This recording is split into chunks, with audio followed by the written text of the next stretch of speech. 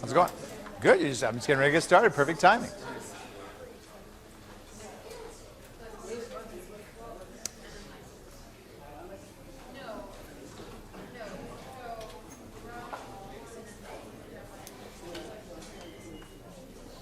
Well, good evening, everyone. How y'all doing tonight? Good, good. Happy to have you here. My name is Kevin Ahern, and I know many of you. I don't know all of you, so I'll tell you a little bit about myself. So I am a senior instructor of biochemistry and biophysics. I'm also a pre-med advisor. And one of the things that I think is very important is that we get talented young people into medical school. I know I'm going to need them when I get older, so it's important that I help in this process. One of the joys I have is working with you directly or indirectly in helping you to get ready for medical school. I may be your advisor in many cases here. I may be somebody who's helping you as I am in this session here, or working with you in classes. And I enjoy all of those roles. And I do take very seriously, excuse me, that role I have in helping you and getting you pointed correctly into medical school. One of the reasons I like to do this, and I think it's important to do, is that there's a lot of bad information that's out there, or incorrect information that's out there with respect to medical school, and we don't prepare students for it properly. So this year I decided, well, I was going to take the bull by the horns, and I was going to do something about it myself. So what you're going to hear tonight is partly a presentation, partly an exercise that is a mini version of a class that I teach in the University Honors College called Scientists in the Public Eye. And in Scientists in the Public Eye, what the idea is that I'm teaching you to use the skills that you should have learned as a scientist to communicate effectively to make your case for a thing that you want to do. That thing you want to do might be medical school, it might be dental school, it might be pharmacy school, it might be a job, it might be graduate school. Okay? So in each case, the basic principles of these are all the same. Okay? Now, I'm going to say some things about different formats that you will find in interviews tonight. And in fact, everything that I'm going to say tonight, I will direct towards medicine, although the basic principles I'll be talking about apply to really any different kind of interview that you're going to have. One of the things that students have gotten very concerned about and up in arms about in recent years has been this new MMI format that has come along in medical schools. And as I hope to show you tonight, that is a format that really isn't that different. Okay? And I'm going to give you some tips and hopefully some skills in teaching you how to deal with that sort of thing. Okay? Now what I'm going to do is I'm going to take you through all the way through the whole process. All right?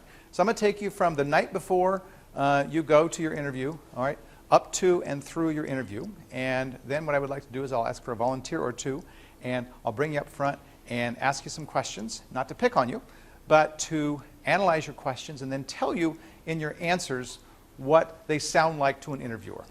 Okay? And that's really, really important for you to know. Right? So one of the things that we learn in interviewing is that we have relatively short times in which to do this, typically a half an hour. Okay? A half an hour. Sometimes you might have an hour-long interview. But think of your life and how many years and how many thousands of hours you spent working, getting to this point, and you've got the grand sum of 30 to 60 minutes to make your case. Okay? That's a pretty daunting thing.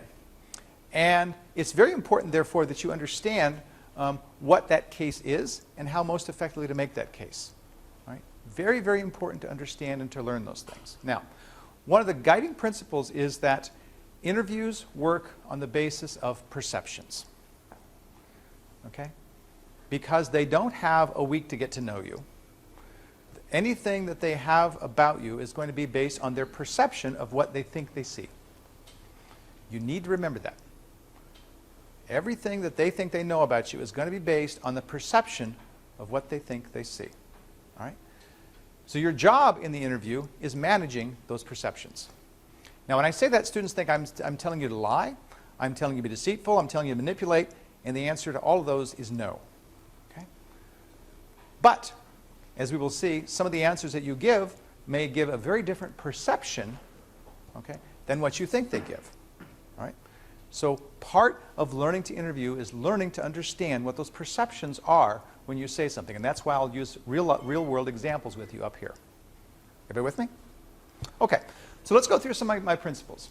All right, so as I said, I'm going to take you through this starting the night before the interview. And the night before the interview, all right, you will be flown off to some exotic place like, let's say, Cleveland, Ohio. I don't know, okay? And anybody here from Cleveland? I hope I don't want to insult anybody from Cleveland here. All right, so you go off to some exotic place, and it's very commonly a place where you don't know where the school is. You don't know anything about the school, okay? And they probably told you very, very little. Most schools tell you very little about what your interview is going to be like. They might tell you you've got one person that'll interview you here, and then another person will interview you later. They might tell you that a panel of 2 or 3 people will interview you, but in many cases, you just won't know. And sometimes schools mix it up. So it's not overly important that you know that, okay? But you do, anything that you do know will help you to prepare for your interview. All right, so before the interview, you're going to obviously get a hotel, and you want to get a hotel that is close to where you're going to have your interview. All right, close to where you're going to have your interview. If you have to go all the way across New York City to get to where your interview is, and you got to get a taxi, and you got to worry about, oh my God, when I get there, you're going to have enough anxiety on the day that you're going to get there that you don't need that. So my number 1 rule is you do whatever you can to relieve anxiety that you assume you will have. Time is an anxiety people have. Okay. Getting lost is an anxiety people have. Getting in a cab that goes the wrong way is an anxiety that people have. So if you're close and you know where it's at, you're in good shape. You take time out of the equation by getting there an hour before they say to be there. Now, be careful with this. If they tell you, all right, we want you here and we want to meet you here at 9 o'clock, they don't want you showing up at 8 o'clock, I'm here, right? You want to look like a real geek, all right? That's what you're going to do. But you're going to get there at 8 o'clock, and you're going to see where that building is. You might even walk up and see where that office is, and then you're going to promptly get out of the way, and you're going to go for a nice, long walk. Nice, long walk. Because what that walk is going to do is it's going to take off some of that anxiety. Okay? That nice, long walk is going to be good.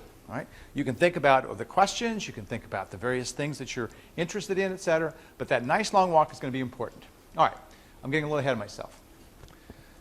The night before, you should have with you your personal statement. And that personal statement, I literally want you to completely read through 10 times that evening. You can even read it the next morning. All right? The more you sound like your personal statement, the better off you are. All right? The more you sound like that personal statement, the better off you are. Why? Because the person they think they know, the person that they were interested in, is the person that they read about in that personal statement. Okay? That personal statement was there to open doors for you. All right? So they like that. You've already got a good in with them. They've seen this personal statement. They like you. Okay? If you're consistent with that personal statement, then that person they think they know, they're reinforced. That is the person I know. Okay? So make sure you know that personal statement. The question is, do I repeat things that are in my personal statement, in my interview? Okay? And the answer I always give is you should assume nobody has read your personal statement. They may say, well, it's an open file. That's fine. Do you know they read your personal statement? No. If you give an answer that's something in your personal statement, and they say, oh, yes, we've read that, then you know they've read your personal statement. But until you hear those words, you don't know that anybody has read your personal statement. Okay? All right. Get a good night's sleep. Okay. This is your mother talking, right? Now you get to bed early, right? Get to bed early, get a good night's sleep, and you will be better prepared. Now, good night's sleep, you're going to be anxious, you're going to be nervous, you're going to be tossing, you're going to be turning, you're going to be thinking about all these questions. Get a glass of wine, have a nice drink before you go to bed, relax, don't go out and get blasted drunk, whatever I just said there, okay? But have a glass of wine, something to relax you. You want to have that nice evening. That evening before is not a cram session, okay? You can look over a few things, you can read your personal statement, but this is not like the night before an exam, okay? You're not going to stay up late working on these things. That's not a good idea. All right. As I said, get to the interview 45 to 60 minutes early, and then take that walk. All right. Now, the day of the interview gets here. You've done your walk. You've gotten there. It's now 9 o'clock. They said, be here at 9 o'clock. And you walk in, you say, here I am. Well, you don't say that. You go to the secretary and you say, I'm Kevin Ahern, and I'm here for my interview. And the secretary will probably say, okay, have a seat, and wait for Dr. Jones. Okay?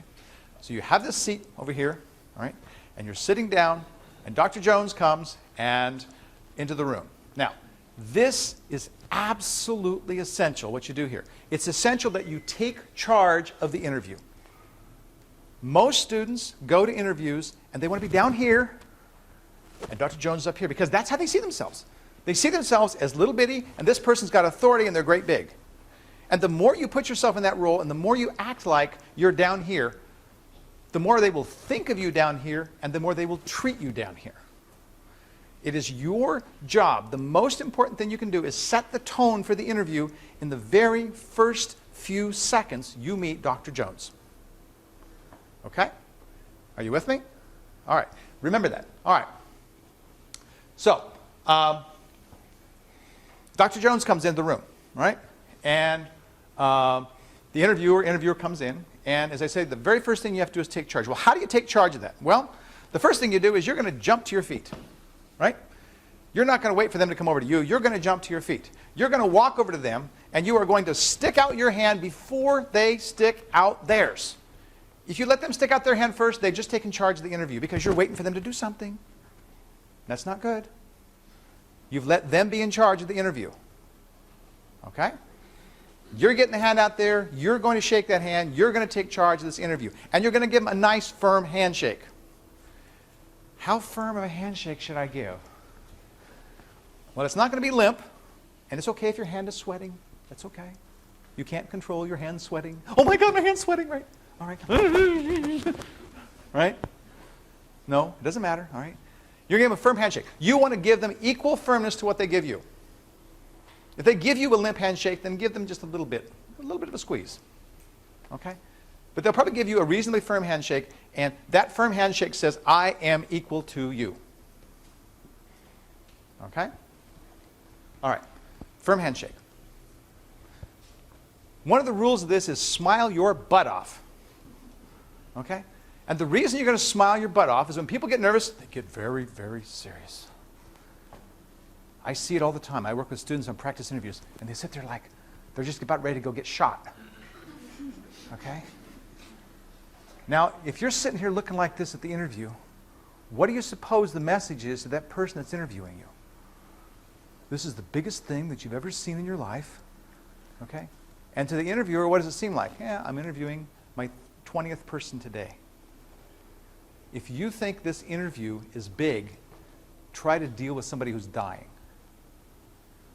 The more you convey this is a giant, enormous deal to that interviewer, the more you're telling them that you're not suited for doing what you think you want to do.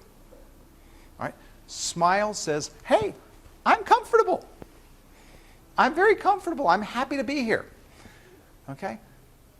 You've had speech class, right? You've watched people, you've had your friends go up and they've given a talk in front of the class and they came back and they go, oh my God, I was awful. And you said, you looked great. Why did they look great? Because they got up there and they smiled. People do this all the time, right? Smiling conveys this message that I'm comfortable. I'm okay with being here. Okay? Smile is important. All right. They take you back to their room. All right? They're going to have a room. They may have a room where there's a panel of people to interview you. That may be their office. Okay? You do not walk behind them. You walk behind them, you've put them in charge. You're going to walk beside them. And you're going to talk about the weather. You're going to talk about the baseball game. You're going to talk about those crazy Beavers that are winning all those football games, right? You're going to talk about some kind of chit-chat on the way back. Maybe you had a great flight, blah, blah, all right? Doesn't matter. But you're going to walk beside them, not behind them. Do not let them get in front of you. Okay? You are an equal, and it's very important to act that way. All right. Get the names. If the person has one name, that's a name. But if multiple people come get you, get their names, implant their names in your head. If they introduce themselves to you as John and Jane, then you call them John and Jane. If they introduce themselves to you as Dr. Jones and Dr. Smith, then you call them Dr. Jones and Dr. Smith. You cue off of that with them.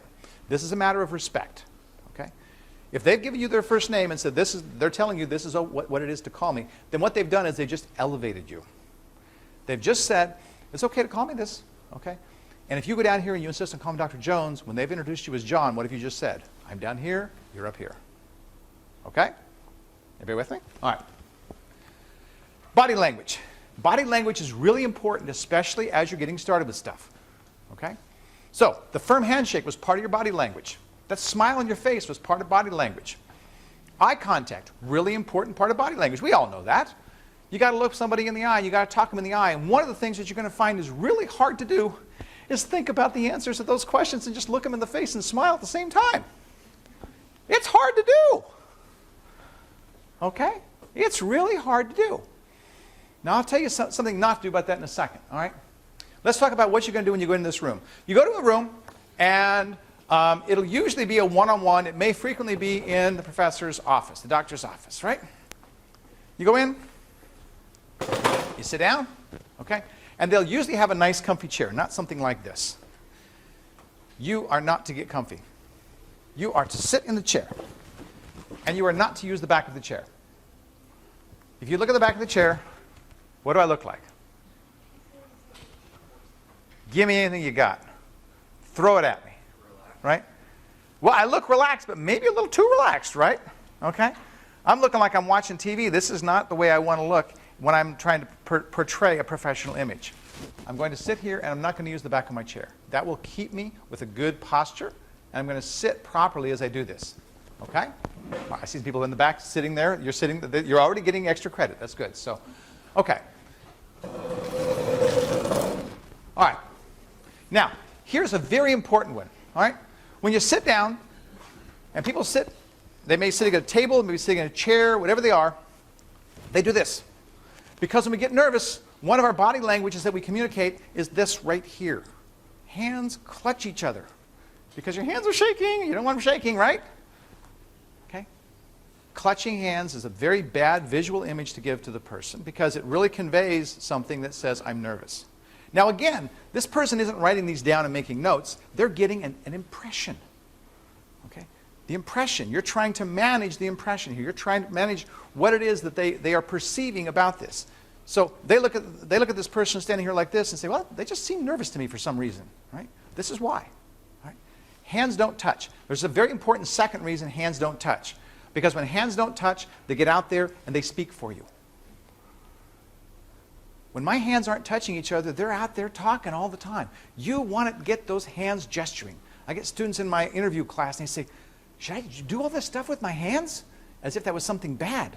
And I say, you know, your hands are really a very important part of your communicating.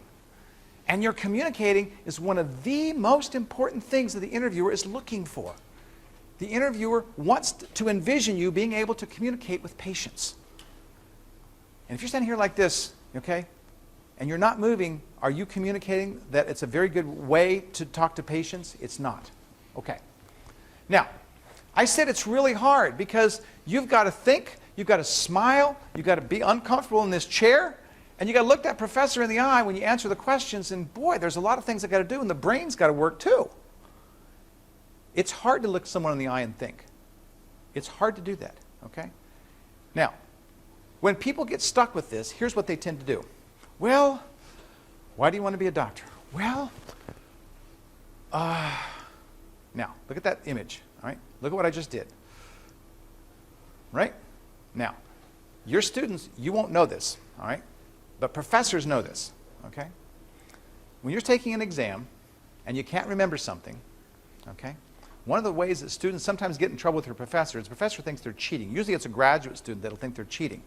And the reason they think they're cheating is what are they doing? Does it look like I'm looking around to see something? Okay. Well, the most important thing I did there was I looked up. And what do we do when we're looking up? It's up there somewhere, right? The message to this person that's interviewing you is, I just memorized an answer. Uh-oh. No. You do not want to look like you've got a memorized answer. Okay?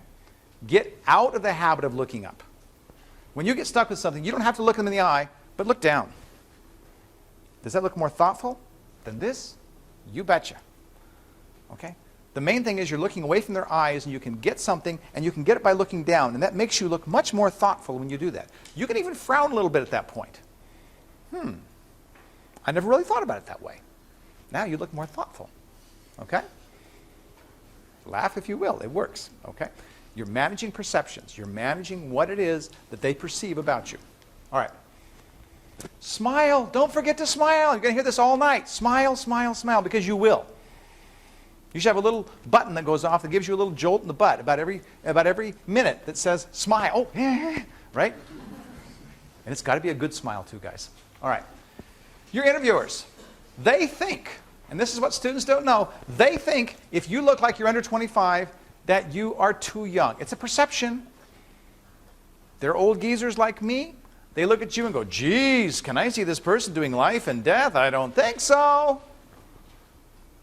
Okay? This is the first thing you've got to work against. All right? You've got to work against this perception that you are too young. All right? You want to go in there with the way that you dress, looking old, not young. You don't want to have perhaps the latest, hottest, coolest fashion. Right? Maybe something kind of dumpy and kind of, all right, right? I'm not a fashionista to whom it matters, to young people, that I be on top of, right? Okay? You dress nice, you dress to respect the occasion, but you don't have to be the fashionista, as I said. Okay. How you wear your hair?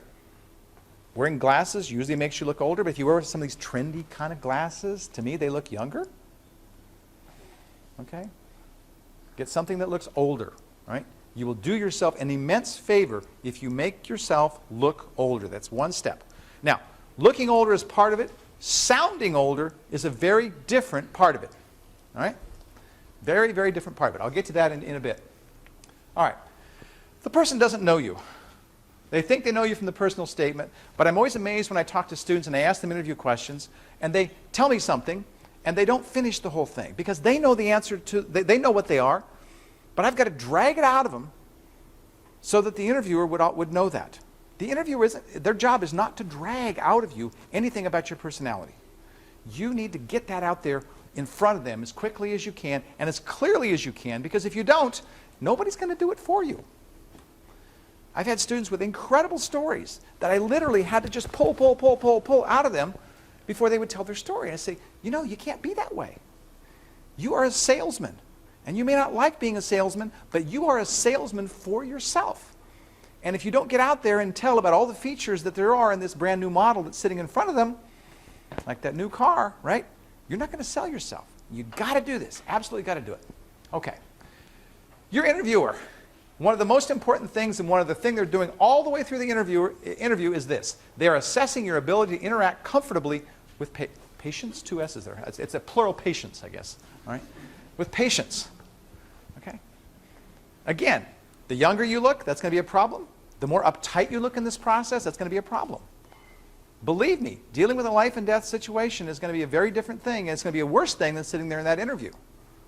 That physician that's sitting there talking to you has dealt with life and death situations on many occasions, and they think this interview is a pretty trivial thing. Okay. Now, we get to the questions, all right?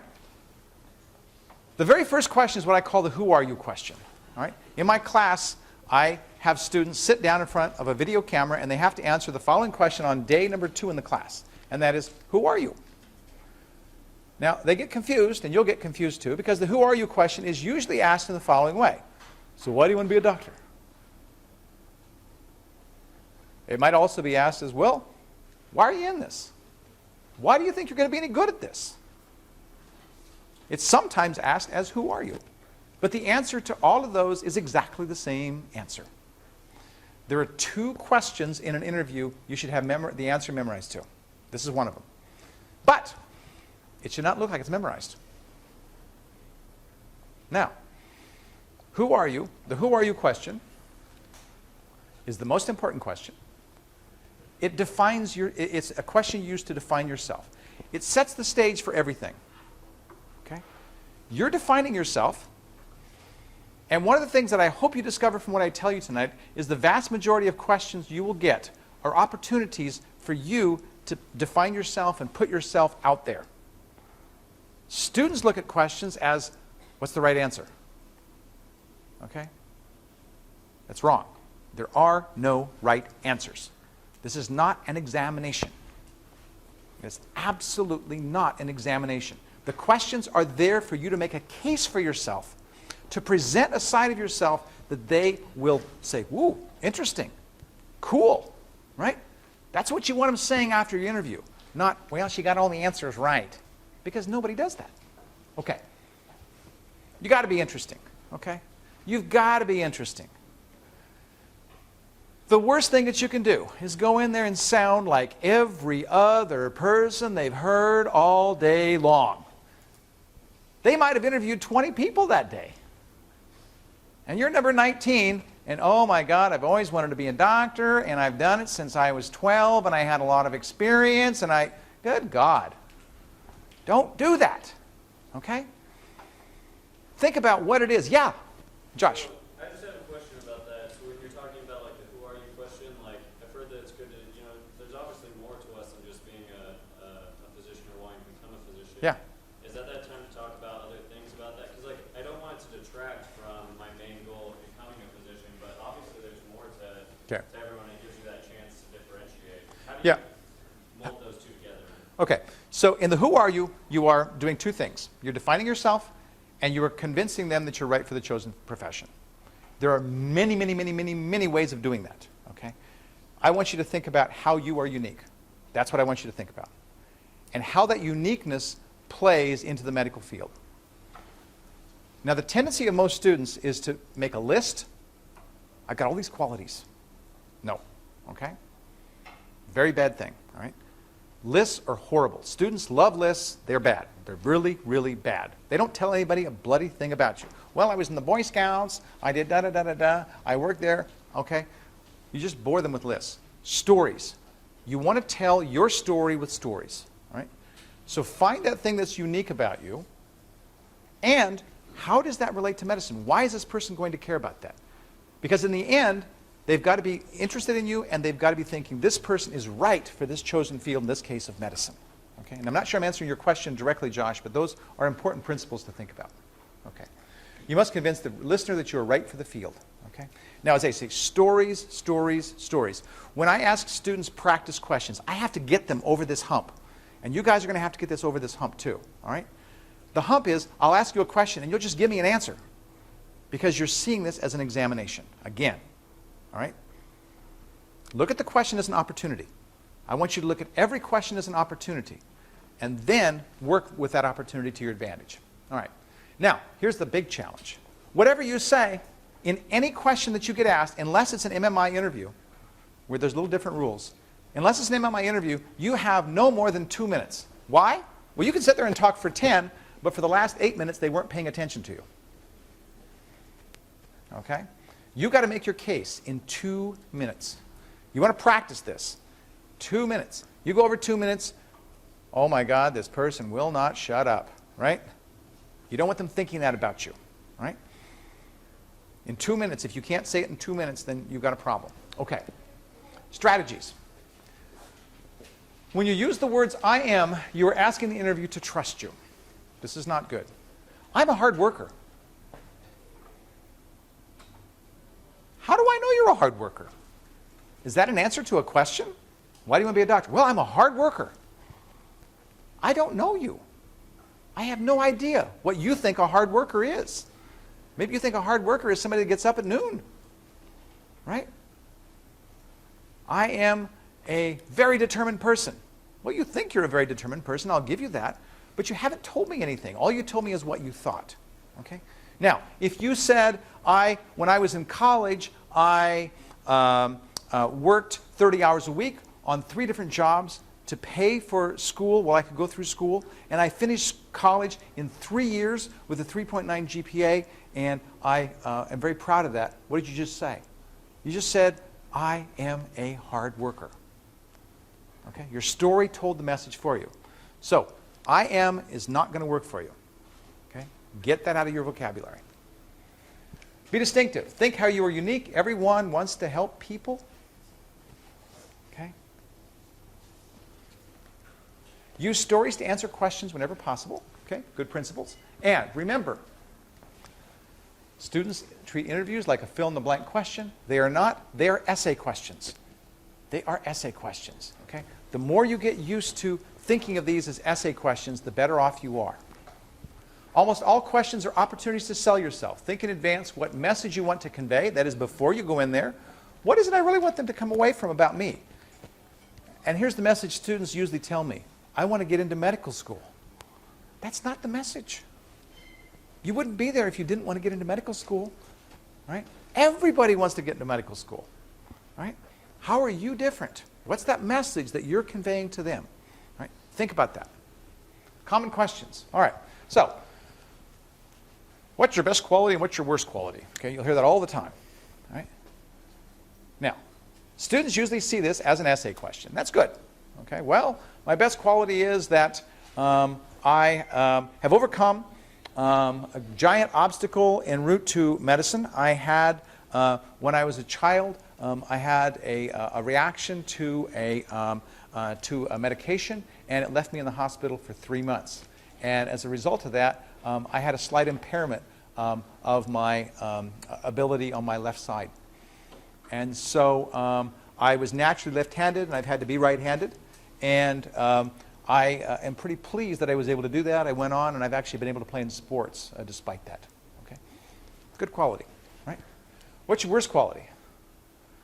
Well, okay, and here's where people trip up. Okay, what's your worst quality? Well, I guess I try to do too many things. Okay, and then the students leave it hanging right there. Now, if you've just said that, the first part of it you essayed, right? The second part of it you filled in the blank. And then you left them to fill in whatever blanks they imagined that meant. You do not want to let them try to make decisions about you. You want to fill in those blanks. Okay? So when you said, I try to do too many things, you better follow up with what that means. Be clear. Okay? What does that mean? Well, I tried to do too many things. When I was in college, I went through a period in my sophomore year where I was determined I was going to change the world. And I went out there and, you know, I bit off more than I could chew. I'll be honest with you. I was president of 2 organizations at the same time. I was taking 18 credits, and I was really starting to think about medical school, and everything just crashed for me. But then, you know, what I learned from that was that if I don't prioritize what things I want to do in my life, then I'm never going to be successful. And ever since that time, I've sat down and I've made plans and I've done the things that I need to do. You just said the same thing, but you filled in the blanks for them, right? If you don't fill in the blanks, then the message that person's going to sit there and think is, doesn't know how to prioritize, doesn't know how to manage their time, doesn't know how to do da-da-da, when in fact you may be very good at this. Okay? You've managed the perception by filling in whatever you wanted to say there. Okay. Doctor-assisted suicide. You should assume, if you are from Oregon and you interview any place outside of Oregon or even in Oregon, you should be conversant in doctor-assisted suicide. Okay?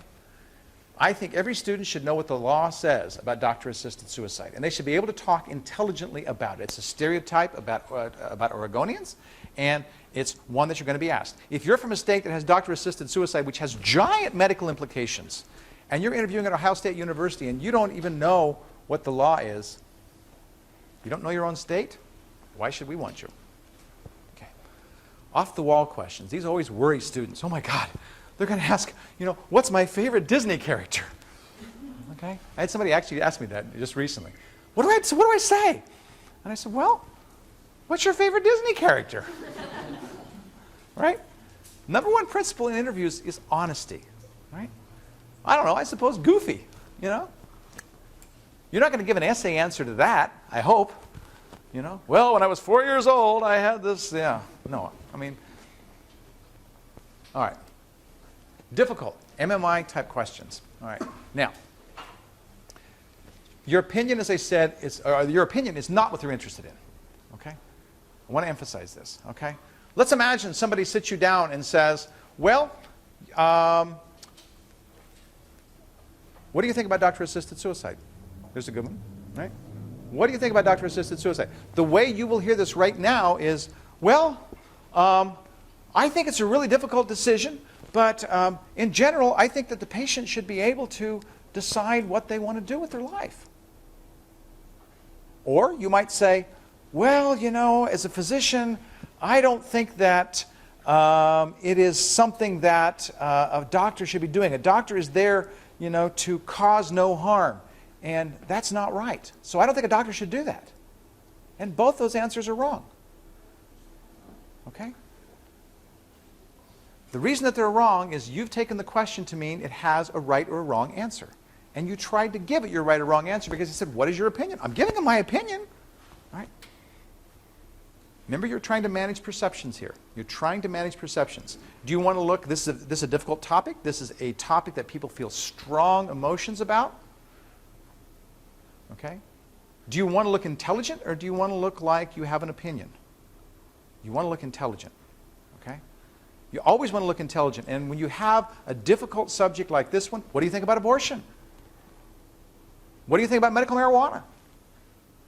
Okay? What do you think about the high cost of malpractice insurance? Okay? That's a little bit easier maybe, but all right. When you have a topic that is very that has strongly polarized sides, okay, you don't need to align with one side or the other. Ultimately, yeah, answer the question, but don't instinctively give your answer as the first answer. Okay? You do a principle I call framing the question, and this will work for an MMI. This is a type of MMI that I just asked you. Okay? This will work for any type of question that is a big one. All right? So part of your working with this is to recognize what's a big question. All right? Framing the question means the following, that you try to paint the picture of what the whole picture looks like before you put yourself into the picture. Okay? Now, let's go back to doctor-assisted suicide. Well, with doctor-assisted suicide, there are some people who feel very strongly about doctor-assisted suicide. Some feel that the patient is suffering and that with modern medical practice and so forth, that it can prolong the life of patients, and in doing so, it prolongs the suffering of those patients. And this is something that they feel is not right and should not be done, and that the patient should have some say and some options in this, and that the doctor who is there to help alleviate suffering should be available to the patient to make their own choices to get out of life as they choose. On the other hand, there are people who say that life is sacred, that a patient, the doctor should do no harm. And that there are many things that a doctor can do to alleviate pain and alleviate suffering that should be tried, that might help prolong and elongate that life and make it more meaningful for the time that they are alive. Now, these are the two sides in this question. I tend to think that I favor alleviating suffering. And I think that as I see the medications that are out there, not all pain, for example, can be stopped by treatment with a drug. And so for patients who are going to have a miserable quality of life, my heart goes out to them. And I think that option should be available, of course, wherever it's legally available in a state. All right? Now, I've at least now painted the picture of what all is out there. I haven't said this, I've just given one perspective if I give my opinion. Okay? So framing the question is a very, very important thing. Most MMI questions or most MMI interviews will relate to an ethical dilemma. An ethical dilemma. I hope you've had philosophy, because philosophy will help you to think through ethical dilemmas. If you haven't, you might ask yourself, why didn't I take philosophy? Because that would have been good. Josh? Do you have to give an opinion, or can you just frame it and say, I understand both sides of Okay. this? I'll let you guys answer that. Do you have to give an opinion? Say what? You,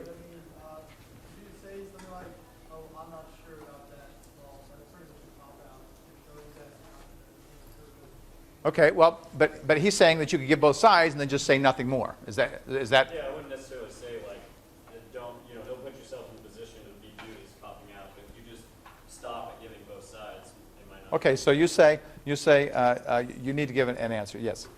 Well, I would say that you would have to give an answer too, because if you're in the situation of a surgery and something needs to be decided right now, in that case, I would Yeah. say that you need to show that you need to make a decision or you're confident. Okay, so let me give you a little guidance here. Okay, so what was the thing that we're trying to manage here? Perceptions. What's the perception if I don't answer the question? Okay, I'm evasive, right? So my answer is I would not leave that unanswered. But I would make sure that I put that picture out there first before I put myself into it. Okay? Yeah? And the question, how do Right. Like they're already saying that's what they want That's right. to hear. That's right. Absolutely. So you don't want to look evasive here. Okay. Frame, frame, frame. Framing the question is very, very important. Okay. Trace and portray. All right. Maturity. This would be a good place to do a couple practice things. You guys want to do a practice question or two? Okay. Let's see. I was going to bring somebody up here with me, but I'll just ask you there. So can I just pick on one of you sitting here? Is that okay? Or would somebody want to volunteer to be picked on? I won't be mean, I promise. You okay? Yeah, sure. Brave man. Very good. Okay. So this is a question I give to my students in my class that tells me how old you think you are. Have you heard this question before? No. Okay. So the answer to this question will tell me how old you think you are. Right? I said that the way you look is part of it, and the way you sound is something else. Here's my question for you. And people will ask this in an interview sometimes. The question is, tell me about your family. I'm sorry? I live with my mother, my father, and my biological brother and sister, and we recently adopted 2 other girls from a less privileged household. Okay.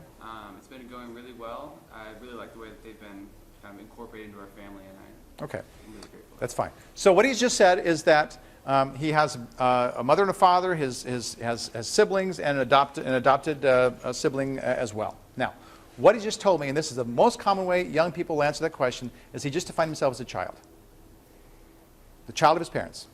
He didn't define himself as an adult. He defined himself as a child. Now, you're not alone. If I ask this question here, and I've done this before, 95% of the people your age will do exactly what you did. Why? Why do you sound like a child? Because you're a child in your parents' family. You don't have a family. You do not have a family. Family is something you make. But you're thinking of that family as something that's part of your parents' family. Your parents made that family, right? Well, how do I answer the question? It's a trick question. How do I answer the question? No, it's not a trick question. It's telling you something. It's telling me something about how old you think you are. Okay? Well, I don't have a family. You give the honest answer. I don't have a family yet.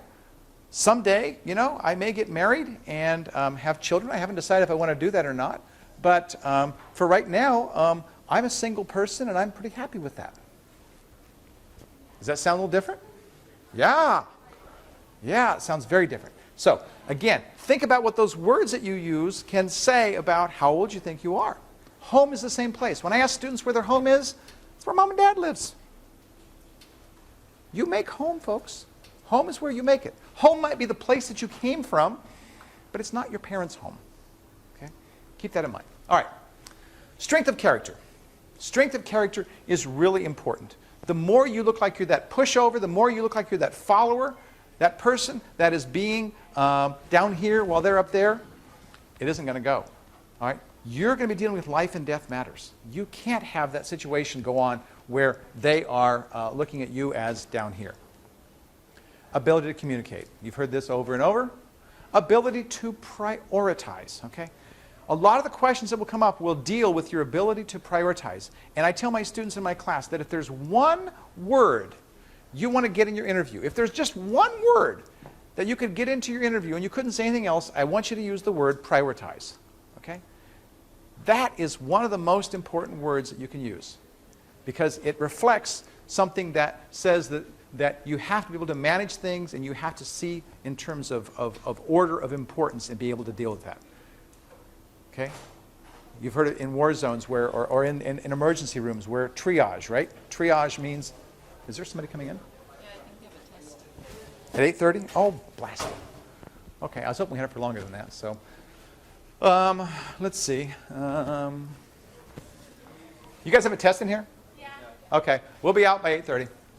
All right, so I'm not going to get to go through as much of the things I wanted. We've got about 15 minutes. All right, so I'm going to give a quick thing with some questions. So I'll ask you some questions, and I'm going to tell you what the interviewer hears, okay? Okay, so let's see. Who wants to volunteer? Quick. If you could change something about yourself, what would it be? I am often overly competitive, and it gets in the way of relationships and causes other issues. But I have been working on that for a long time and have seen improvement. Okay, so she's overly competitive, it's caused problems, and she sees improvement. Okay? What did the interviewer hear? Well, the interviewer just heard, well, you think that there's some improvement, but I'm not sure what the problem was, and I'm not sure what the improvement is either. Okay? How big is the problem? I don't know. If I'm left to imagine how big the problem is, I'll probably imagine it bigger than it is. Okay? So, I'm overly competitive. Well, maybe there's a better way to say that. What does it mean to say you're overly competitive? Do you go out and club people in the head? No? Okay, maybe you do. I don't know. All right? So, well, you know, I'm a pretty competitive person. And when I have something that I need to do, and, you know, I'd like to be the best in my class. It's a personal drive that I have. And, you know, there's times I maybe put it a little bit over the top. And people sometimes react to that unfavorably. And I've recognized that. I've recognized that not everybody's as competitive as I am. And so I've had to temper that. And I've had to adjust the way that I do things to not only do what matters to me, but also keep in mind what matters to somebody else. Right? Now, I've managed that issue so that I hope I've alleviated any concerns, and I've defined what that problem was. This is a competitive person. I haven't lied, but I've now painted that picture differently. Okay? Okay, another quick one. How about who wants to volunteer? Okay, you. Let's see. What's the most difficult thing you've ever done?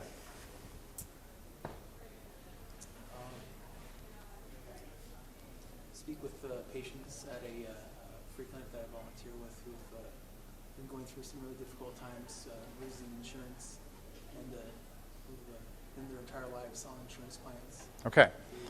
Okay.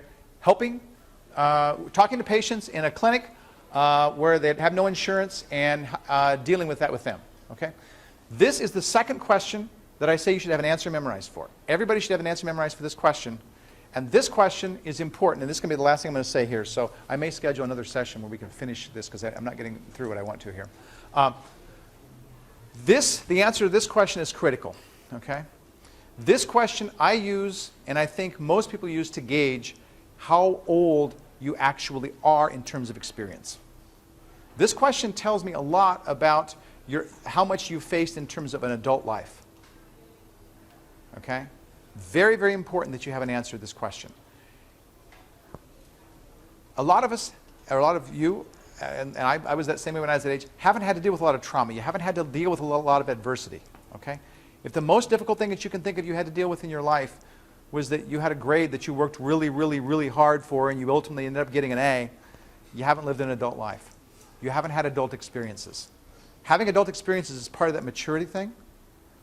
And the reason you want to memorize an answer for this, not the words per se, but the answer, what the answer is sometimes in your life you've had painful episodes. You've had difficulty dealing with things and our brain blocks them out.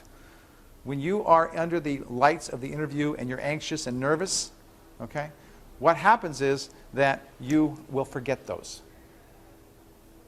And then all you can think about is that time you had that A- and you worked really, really hard to get an A, and you've just lost a golden opportunity. Okay? Sometimes those things can be very painful. A big rule to remember of this question is you should practice it, especially if it's a painful episode in your life. You cannot, under any circumstances, cry in an interview. One exception to that is if in the past month someone very close to you has died. That's the only place where you can cry and get away with it. Because if you're crying during an interview, you can't handle the interview, you can't handle life and death. Okay?